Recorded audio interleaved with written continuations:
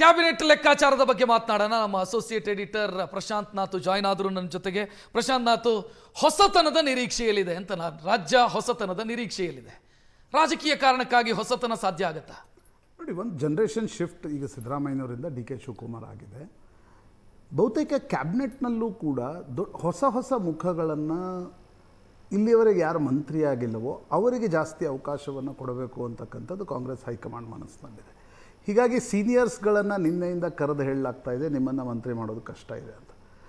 ನನಗನ್ಸುತ್ತೆ ಒಬ್ಬ senior speaker ಆಗಬೇಕು. ಯಾಕಂದರೆ ಯು ಟಿ ಖಾದರ್ ಬಹುತೇಕ ಈ ಕ್ಯಾಬಿನೆಟ್ನಲ್ಲಿ ಮಂತ್ರಿ ಆದರೆ ಆ ಸೀನಿಯರ್ ಯಾರು ಅಂತಕ್ಕಂಥದ್ದು ಕೂಡ ಪ್ರಶ್ನೆ. ಜಿ ಪರಮೇಶ್ವರ್ ಅವರನ್ನು ನಿನ್ನೆ ಕೆ ಸಿ ವೇಣುಗೋಪಾಲ್ ಕರೆಸ್ಕೊಂಡಿದ್ರು, ಎಂ ಬಿ ಪಾಟೀಲ್ರನ್ನು ಕರೆಸ್ಕೊಂಡಿದ್ರು. ಆರ್ ವಿ ದೇಶಪಾಂಡೆ ಅವರೇನು ಬಹುತೇಕ ಮಂತ್ರಿನೂ ಮತ್ತೆ ಆಗಲ್ಲ ಕಾಣುತ್ತೆ. H K Patil, Dinesh Gundu Rao, K H Muniyappa, Ramalinga Reddy, ಈ ಎಲ್ಲ ಸೀನಿಯರ್ಸ್ಗಳ ಭವಿಷ್ಯ ಏನು ಅಂತಕ್ಕಂಥದ್ದು ಕೂಡ ಪ್ರಶ್ನೆಗೆ ಬರುತ್ತೆ. ಎರಡನೇ ಅಂಶ, ಹೊಸಬರನ್ನು ತೆಗೆದುಕೊಳ್ಬೇಕಾದರೂ ಕೂಡ ಜಿಲ್ಲಾವಾರು ಮತ್ತು ಜಾತಿವಾರು ಈ ಪ್ರಾತಿನಿಧ್ಯವನ್ನು ನೋಡದೆ ಏನು ಹೊಸಬರನ್ನು ಕ್ಯಾಬಿನೆಟ್ನಲ್ಲಿ ತೆಗೆದುಕೊಳ್ಳೋಕ್ಕಾಗಲ್ಲ. ಬಟ್ ಯಾರ್ಯಾರನ್ನು ತೆಗೆದುಕೊಳ್ತಾರೆ ಅದು ಬಹಳ ಮುಖ್ಯ. ಈಗ ಎಚ್ ಸಿ ಮಹದೇವಪ್ಪ ಕೂಡ 2023 ಹೈಕಮಾಂಡ್ ಹೇಳಿತ್ತು, ನೀವು 1 ವರ್ಷ ಮಂತ್ರಿಯಾಗಿರಿ, 24ರಲ್ಲಿ ನೀವು ಚುನಾವಣೆಗೆ ಸ್ಪರ್ಧಿಸಬೇಕು, ಲೋಕಸಭಾ ಚುನಾವಣೆಗೆ. ಆದರೆ ಮಹದೇವಪ್ಪನವ್ರು ಚುನಾವಣೆಗೆ ಸ್ಪರ್ಧಿಸ್ಲಿಕ್ಕೆ ಒಪ್ಪಲಿಲ್ಲ. ತನ್ನ ಮಗನಿಗೆ ಟಿಕೆಟ್ ಕೊಡಿಸಿದ್ರು. ಯಾಕಂದರೆ ಎಲ್ಲ ಕಡೆ ಮಕ್ಕಳಿಗೆ ಟಿಕೆಟ್ ಕೊಟ್ಟಿದ್ದರಿಂದ ಅವ್ರ ಮಗನಿಗೆ ಟಿಕೆಟ್ ಕೊಡಿಸಿದ್ರು, ಗೆಲ್ಸ್ಕೊಂಡು ಬಂದರು. ಈ ಬಾರಿ ಅವರು ಮಂತ್ರಿ ಆಗೋದು ಕೂಡ ಅನುಮಾನ ಇದೆ. ಸೊ ಈ ಎಲ್ಲ ಸೀನಿಯರ್ಸ್ಗಳೇನಿದ್ದಾರೆ ಅಂದರೆ ಒಂದು ತಲೆಮಾರಿನ ಸೀನಿಯರ್ಸ್, ನಾವು ಕೆ ಎಚ್ ಮುನಿಯಪ್ಪನವ್ರು ಹೇಳ್ತಿದ್ದೀವಿ, ಕೆ ಎಚ್ ಮುನಿಯಪ್ಪ ಮಗಳಿಗೆ ಕೊಡ್ಬೋದು, ರಾಮಲಿಂಗಾರೆಡ್ಡಿ ಪಾರ್ಟಿ ಸಂಘಟನೆಗೆ. ಅಥವಾ ಆದರೆ ಬೆಂಗಳೂರಿನಲ್ಲಿ ಒಂದು ಕಷ್ಟ ಇರತಕ್ಕಂಥದ್ದು, ಬೆಂಗಳೂರಿನಲ್ಲಿ ನೀವು ಸೀನಿಯರ್ಸನ್ನು ಬಿಟ್ಟರೆ ನಾಳೆ GBA ಚುನಾವಣೆಯನ್ನು ನಡೆಸಬೇಕಾಗತ್ತೆ. ಅಲ್ಲಿ ಸ್ವಲ್ಪ ಬೆಂಗಳೂರಿಗೆ ಒಂದಿಷ್ಟು ಮಾರ್ಜಿನ್ ಬಿಟ್ಟು ಬೆಂಗಳೂರಿನ ಚುನಾವಣೆಯನ್ನು ಗಮನದಲ್ಲಿಟ್ಕೊಂಡು ಹೆಂಗೆ ಮಂತ್ರಿಮಂಡಲ ಆಗುತ್ತೆ. ಈಗ ಹ್ಯಾರಿಸ್ ಇದ್ದಾರೆ, ಸತತವಾಗಿ ಡಿ ಕೆ ಶಿವಕುಮಾರ್ ಜೊತೆಗಿದ್ದವರು. ಈಗ ಹ್ಯಾರಿಸನ್ನು ತೆಗೆದುಕೊಂಡು ಜಮೀರ್ ಅಹಮದ್ ಖಾನ್ರು ತೆಗೆದುಕೊಂಡ್ರೆ ಆ ಕಡೆ ನಿಮ್ಗೆ ರಹೀಮ್ ಖಾನ್ರಿಗಂತೂ ಕೊಡಲಿಕ್ಕಾಗಲ್ಲ. ಬಹುತೇಕ ಯು ಟಿ ಖಾದರ್ ಮಂತ್ರಿಮಂಡಲಕ್ಕೆ ಬರೋದು ಖಚಿತ ಅಂತ ಹೇಳಲಾಗ್ತಾ ಇದೆ.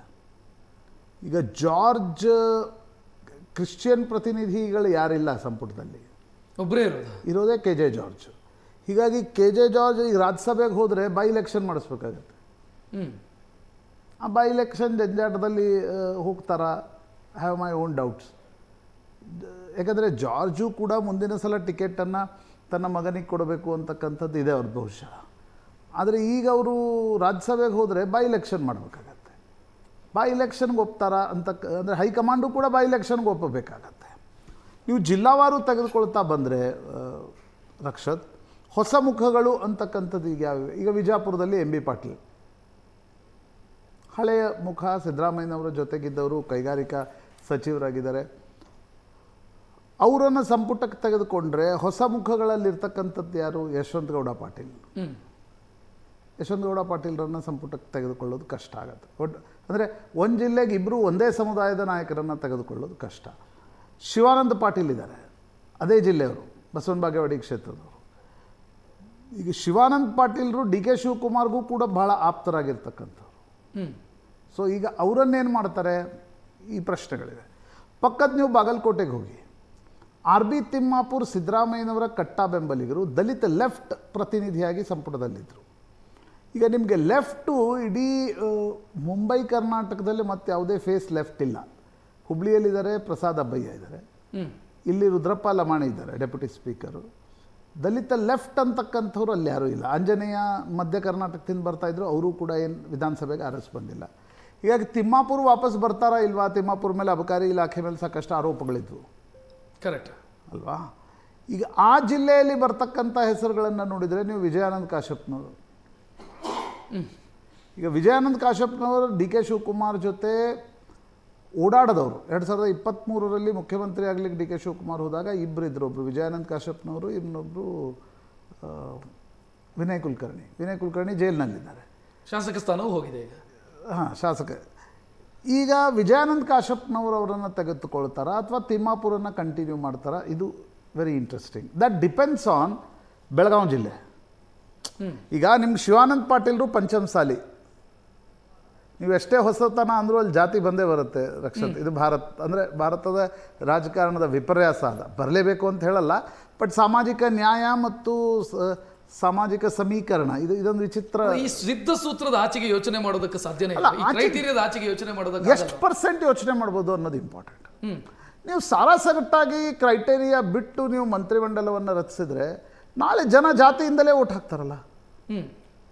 ಈಗ ನಾನು ಕೇಳೋದು, ನೀವು ಟಿಕೆಟ್ ಕೊಡುವಾಗ MLA ಆಗಿ ಟಿಕೆಟ್ ಕೊಡುವಾಗ ಜಾತಿಯನ್ನು ಪರಿಗಣಿಸ್ತೀರಿ, ಮಂತ್ರಿ ಆಗುವಾಗಲೂ ಜಾತಿಯನ್ನು ಪರಿಗಣಿಸ್ತೀರಿ, ಮುಖ್ಯಮಂತ್ರಿ ಆಗುವಾಗಲೂ ಜಾತಿಯನ್ನು ಪರಿಗಣಿಸ್ತೀರಿ. ನೀವು ಕ್ರಿಯಾಶೀಲತೆ, ಕೆಲಸ, ಅಡ್ಮಿನಿಸ್ಟ್ರೇಷನ್ನು ಇದನ್ನು ಕಾನ್ಸಂಟ್ರೇಟ್ ಮಾಡೋದಿದ್ರೆ ಸರ್ಕಾರ ಹೆಂಗೆ ಚೆನ್ನಾಗಿ ನಡೆಯೋದಕ್ಕೆ ಸಾಧ್ಯ? ಅದು ನಿಶ್ಚಿತವಾಗಿ ನೀವು ಕೇಳಿದ ಪ್ರಶ್ನೆ ಇದ್ದೇ ಇರುತ್ತೆ. ಬಟ್ ಎಲ್ಲಿವರೆಗೆ ಜಾತಿ ವೋಟಿಂಗ್ ಭಾರತದಲ್ಲಾಗತ್ತೋ, ಕರ್ನಾಟಕದಲ್ಲಂತೂ ಅತಿ ಜಾಸ್ತಿ ಆಗುತ್ತೆ. ಆಗ ನೀವು ಎಲ್ಲ ಜಾತಿ, ಮತ್ತು ಈಗ ಸೋಷಿಯಲ್ ಜಸ್ಟಿಸ್ ಅಂತ ಅವ್ರು ಹೇಳ್ತಾರೆ, ಈಗ ರಾಜಕಾರಣಿಗಳು ಸೋಷಿಯಲ್ ಜಸ್ಟಿಸ್ ಅದು ಕೂಡ ಅವಶ್ಯಕತೆ ಇದೆ. ಹಿಂದೊಂದು ಕಾಲ ಇತ್ತು, ಎಲ್ಲ ಈಗ ಮೀಸಲಾತಿಯನ್ನು ಕೊಡದೇ ಇದ್ದರೆ ದಲಿತ ಸಮುದಾಯದವರು ಯಾರಾದರೂ ವಿಧಾನಸಭೆಗೆ ಬರ್ತಿದ್ರ? ನಿಮಗೆ ಸ್ಥಳೀಯ ಸಂಸ್ಥೆಗಳಲ್ಲಿ ಹಿಂದುಳಿದ ವರ್ಗದವ್ರಿಗೆ ಮೀಸಲಾತಿ ಕಲ್ಪಿಸದೇ ಇದ್ದರೆ ಹಿಂದುಳಿದ ವರ್ಗದವ್ರು ಯಾರಾದರೂ ವಿಧಾನಸಭೆ ನಿಮ್ಮ ನಗರಸಭೆ, ಪುರಸಭೆ, ಕಾರ್ಪೊರೇಷನ್ಗೆ ಕಾಲಿಡ್ಲಿಕ್ಕೆ ಸಾಧ್ಯ ಆಗ್ತಿತ್ತ? ಸಿ, ಯಾವುದೂ ಅತಿರೇಕ ಆಗಬಾರ್ದು ಅಷ್ಟೇ. ಜಾತಿ ಅಂದ್ಕೊಳ್ಳೋ ಅದು ಅತಿರೇಕ ಆಗಬಾರ್ದು. ಜಾತಿ ಬಿಟ್ಟು ಮಾಡ್ತೀವಿ ಅಂದಮೇಲೆ ಆ ಜಾತಿಯ ಪ್ರಾತಿನಿಧ್ಯ. ನನ್ನ ಪ್ರಶ್ನೆ ಇರೋದು, ಜಾತಿಯ ಕಾರಣಕ್ಕಾಗಿ, ಪ್ರದೇಶದ ಕಾರಣಕ್ಕಾಗಿ ನೀವು ನಿಷ್ಪ್ರಯೋಜಕರನ್ನ, ನಿಷ್ಕ್ರಿಯರನ್ನ ತಂದು ಕೂರಿಸಿದ್ರೆ ಅಲ್ಟಿಮೇಟ್ಲಿ ಸಫರ್ ಆಗೋದು ನಾನು. ನೀವು ಸೋಷಿಯಲ್ ರಿಪ್ರೆಸೆಂಟೇಷನ್ ಮಾಡಬೇಕಾಗತ್ತೆ, ಪ್ರದೇಶವಾರು, ಜಿಲ್ಲಾವಾರು ರಿಪ್ರೆಸೆಂಟೇಷನ್ ಕೂಡ ಮಾಡಬೇಕಾಗತ್ತೆ. ನೀವು ಹೇಳಿದಂತೆ ಅದರಲ್ಲಿ ಮೆರಿಟ್ ಯಾರು, ಕರೆಕ್ಟ್. ಆಮೇಲೆ ಅದರಲ್ಲಿ ಮುಂದಿನ ಚುನಾವಣೆಯನ್ನು ಗೆದ್ದುಕೊಂಡು ನಮಗೆ ಆ ಜಿಲ್ಲೆಯಲ್ಲಿ ನೇತೃತ್ವ ಕೊಡೋರು ಯಾರು, ಇದೆಲ್ಲವೂ ಕೂಡ ಗಣನೆಗೆ ಇರುತ್ತೆ. ನಾನು ಆಗಲೇ ಹೇಳಿದೆ, ಈಗ ವಿಜಯಾನಂದ ಕಾಶ್ಯಪ್ನವ್ರು ಬರಬೇಕಾದ್ರೆ ಯೋಚನೆ ಹೆಂಗಿರುತ್ತೆ ಪೊಲಿಟಿಷಿಯನ್ಸ್ ಅಂತ ಹೇಳ್ತೀನಿ. ಈಗ ಶಿವಾನಂದ ಪಾಟೀಲ್ ಬಂದರೆ ಪಂಚಮಸಾಲಿ ಅವರು, ಆಗ ವಿಜಯಾನಂದ ಕಾಶ್ಯಪ್ನವ್ರು ಬರಲ್ಲ. ವಿಜಯಾನಂದ ಕಾಶ್ಯಪ್ನವ್ರು ಬಂದರೆ ಬೆಳಗಾವಿ ಲಕ್ಷ್ಮೀ ಹೆಬ್ಬಾಳ್ಕರ್ ಇದ್ದಾರೆ ಪಂಚಮಸಾಲಿ, ಅಲ್ಲಿ ಲಕ್ಷ್ಮಣ್ ಸವದಿ ಬಂದರೆ ಗಾಣಿಗರು, ಲಕ್ಷ್ಮಣ್ ಸವದಿ ಬಂದರೆ ಇಲ್ಲೊಂದು ಪಂಚಮಸಾಲಿ. ಲಿಂಗಾಯತರಲ್ಲೂ ಕೂಡ ಪಂಚಮಸಾಲಿಗಳು, ಗಾಣಿಗರು, ಜಂಗಮರು ಮತ್ತು ನಿಮಗೆ ಬಣಜಿಗರು, ಸಾದ್ರು, 5 ಪ್ರಮುಖ ಸಮುದಾಯಗಳಿವೆ. BJP ಎಲ್ರಿಗೂ ಪ್ರಾತಿನಿಧ್ಯ ಕೊಡುತ್ತೆ. ಕಾಂಗ್ರೆಸ್ ಈಗ ಕಳೆದ ಬಾರಿ ಕುಡು ಒಕ್ಕಲಿಗ ಅಂತ MB ಪಾಟೀಲು, ಲಕ್ಷ್ಮೀ ಹೆಬ್ಬಾಳ್ಕರು, ಶಾಮನೂರು ಕುಟುಂಬದಿಂದ ಮಲ್ಲಿಕಾರ್ಜುನ, ಅಲ್ಲಿ ಈಶ್ವರ್ ಖಂಡ್ರೆ ಇದ್ದರು, ಶರಣ್ ಪ್ರಕಾಶ್ ಪಾಟೀಲ್ ಇದ್ದರು, ಅಷ್ಟು ಪ್ರಾತಿನಿಧ್ಯಗಳಿದ್ವು. ಸೊ ಈಗ ನೀವು ಒಂದೊಂದೇ ಜಿಲ್ಲೆ ನೋಡ್ಕೊಂಡು ಬನ್ನಿ. ಧಾರವಾಡಕ್ಕೆ ಬನ್ನಿ. ಈಗ ಬೆಳಗಾವದಲ್ಲಿ ಜಾರಕಿಹೊಳಿ KPCC ಅಧ್ಯಕ್ಷರಾಗ್ತಾರೆ ಅನ್ನೋ ಸುದ್ದಿಗಳಿವೆ. KPCC ಅಧ್ಯಕ್ಷ ಕೊಟ್ಟರೆ ಮಂತ್ರಿ ಕೊಡಲ್ಲ ಅನ್ನೋದನ್ನು ನೀನೇ ವೇಣುಗೋಪಾಲ್ ಭಾಳ ಸ್ಪಷ್ಟವಾಗಿ ಹೇಳಿದ್ದಾರೆ. ನನಗನ್ಸುತ್ತೆ Jarkiholi will opt for PCC president. ಆಗ ಬೆಳಗಾವಿ ಜಿಲ್ಲೆಯಲ್ಲಿ ಪ್ರಾತಿನಿಧ್ಯ ಯಾರಿಗೆ ಅಂತಕ್ಕಂಥದ್ದು ಕೂಡ ಪ್ರಶ್ನೆ ಬರುತ್ತೆ. ಅಲ್ಲಿ ಅಶೋಕ್ ಪಟ್ಟಣ್ ಕೂಡ ಕೇಳ್ತಾ ಇದ್ದಾರೆ, ರಾಮದುರ್ಗದಿಂದ ಇದ್ದಾರೆ, ತುಂಬ ಜನ ಕೇಳ್ತಿದ್ದಾರೆ ಫಾರ್ ದಟ್ ಮ್ಯಾಟರ್. ಇನ್ನು ನೀವು ಧಾರವಾಡ ಜಿಲ್ಲೆಗೆ ಬಂದರೆ, ಧಾರವಾಡದಲ್ಲಿ ಸಂತೋಷ್ ಲಾಡ್ ಇದ್ದಾರೆ, ಮರಾಠ ಸಮುದಾಯದಿಂದ ಬರ್ತಾರೆ. ಪ್ರಸಾದ್ ಅಬ್ಬಯ್ಯ ಇದ್ದಾರೆ, ದಲಿತ್ ರೈಟ್ ಇದ್ದಾರೆ. ಈಗ ದಲಿತ್ ರೈಟಿಗೆ ಎಷ್ಟು ಕೊಡೋದು ಅನ್ನೋದು ಪ್ರಶ್ನೆ. ಈಗ ಪ್ರಿಯಾಂಕ್ ಖರ್ಗೆ ಸಂಪುಟದಲ್ಲಂತೂ ಬಂದೇ ಬರ್ತಾರೆ. ಮಹದೇವಪ್ಪನವರು, ಈಗ ಪರಮೇಶ್ವರ್ ಏನಾಗ್ತಾರೆ ಸ್ಪೀಕರ್ ಆದರೆ, ದಲಿತ್ ರೈಟಿಗೆ AICC ಪ್ರೆಸಿಡೆಂಟ್ ದಲಿತ್ ರೈಟ್ ಇದ್ದಾರೆ.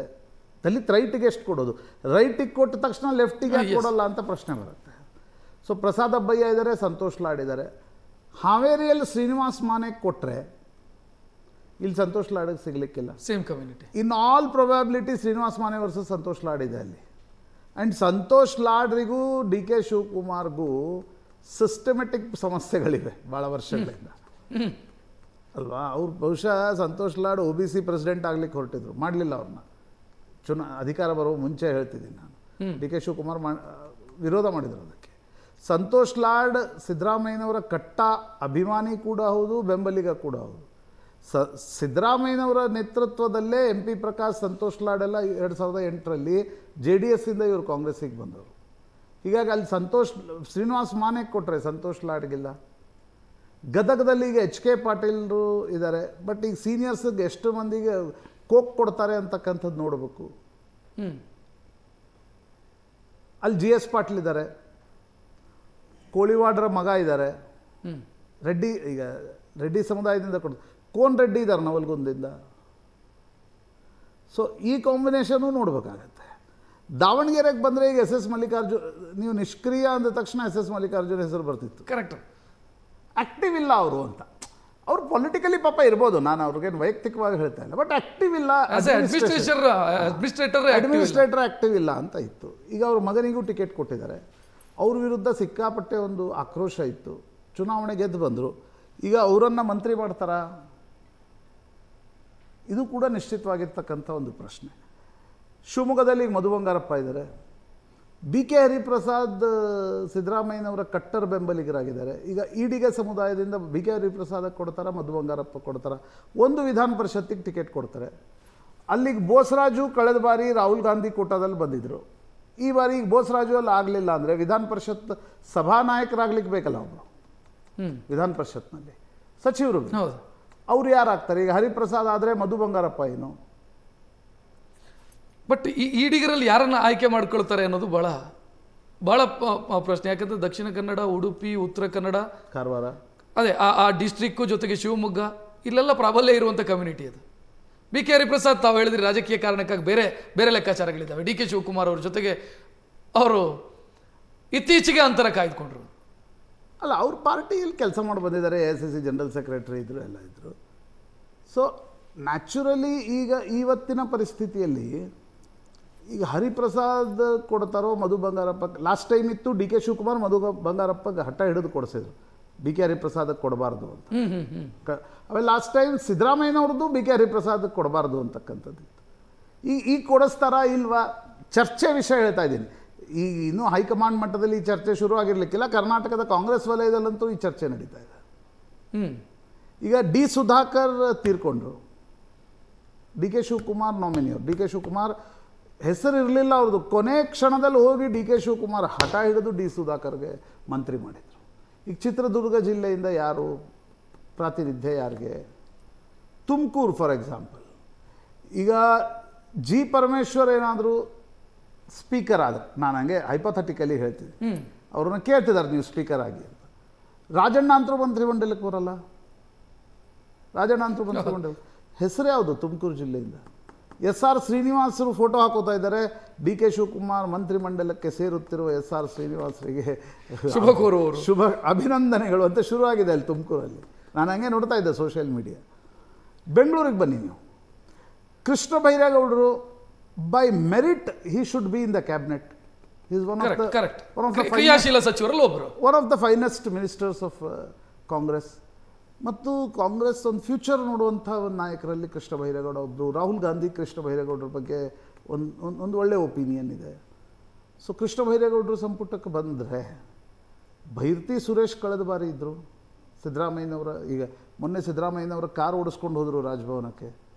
ಅರ್ಥ ಏನು? ಕುರುಬ ಸಮುದಾಯದ ಮುಂದಿನ ನಾಯಕ. ಯಾಕಂದರೆ ಭೈರತಿ ಬಸವರಾಜ್ ಇದ್ದರು, ಹೋದರು. MTV ನಾಗರಾಜ್ ಇದ್ದರು, ಹೋದರು. H ವಿಶ್ವನಾಥ್ ಇದ್ದರು, ಹೋದರು. ಈಗ ಕುರುಬ ಸಮುದಾಯದ ನಾಯಕತ್ವ ಯಾರ್ದು? ಎಷ್ಟು ಕುರುಬರಿಗೆ ಕೊಡಬಹುದು ಅಂತಕ್ಕಂಥದ್ದು ಪ್ರಶ್ನೆ. ಈಗ ಭೈರತಿ ಸುರೇಶ್, ಕೃಷ್ಣ ಬೈರೇಗೌಡ, ದಿನೇಶ್ ಗುಂಡೂರಾವ್, ರಾಮಲಿಂಗಾರೆಡ್ಡಿ, ಜಮೀರ್ ಅಹ್ಮದ್ ಖಾನ್, ಇಷ್ಟು ಜನ ಹ್ಯಾರಿಸ್ ಅಲ್ಲ, 5 ಕಳೆದ ಬಾರಿ ಮಂತ್ರಿ. ಈ ಬಾರಿ ಈಗ ಹ್ಯಾರಿಸ್ ತುಂಬ hot favourite of D K. Haris ಮತ್ತು ನಾಲ್ಪಾಡ್ ಯಾವಾಗಲೂ ಡಿ ಕೆ ಜೊತೆ ಇರ್ತಾರೆ. ಈಗ ಹ್ಯಾರಿಸ್ರಿಗೆ ಮೊನ್ನೆಯ ದಾವಣಗೆರೆ ಘಟನೆಗಳ ನಂತರ ಡಿ ಕೆ ಶಿವಕುಮಾರ್ ಮನಸ್ಸಿನಲ್ಲಿ ಸ್ಪಷ್ಟವಾಗಿರುತ್ತೆ, ಜಮೀರ್ ಅಹ್ಮದ್ ಖಾನ್ರನ್ನ ನಾನು ಕ್ಯಾಬಿನೆಟ್ನಿಂದ ತೆಗೆದು ತೋರಿಸ್ಬೇಕು ಅಂತ. ಅಲ್ಲಿ ನಿಮಗೆ ಜಮೀರನ್ನು ತೆಗೆದು ಹ್ಯಾರಿಸ್ ಅಂತ ತರ್ತಾರೋ, ಅಥವಾ ಹ್ಯಾರಿಸ್ ಜಮೀರ್ ಇಬ್ಬರನ್ನು ತಂದುಬಿಡ್ತಾರೋ BBMP ಇಲೆಕ್ಷನ್ ಇದೆ ಅನ್ನುವ ಕಾರಣಕ್ಕೋಸ್ಕರ ಪ್ರಶ್ನೆ. ದಿನೇಶ್ ಗುಂಡೂರಾವ್ ಸಂಪುಟದಲ್ಲಿರ್ತಾರೋ ಸಂಘಟನೆಯಲ್ಲಿರ್ತಾರೋ? ಅವರು ನನಗನ್ಸುತ್ತೆ ದಿನೇಶ್ ಗುಂಡೂರಾವ್ ಟೆಂಪ್ರಾಮೆಂಟ್ಲಿ ಸಂಪುಟದಲ್ಲಿ ಇರ್ಲಿಕ್ಕೆ ಬಯಸ್ತಾರೆ, ಬಟ್ ಸಂಘಟನೆ ಕೆಲಸ ಮಾಡಪ್ಪ. ಬ್ರಾಹ್ಮಣರಲ್ಲಿ ಯಾರೂ ಇಲ್ಲ ಅಂತ ನೋಡ್ಬೇಕೀಗ. ಮಾತನಾಡೋಣ. ನನಗೆ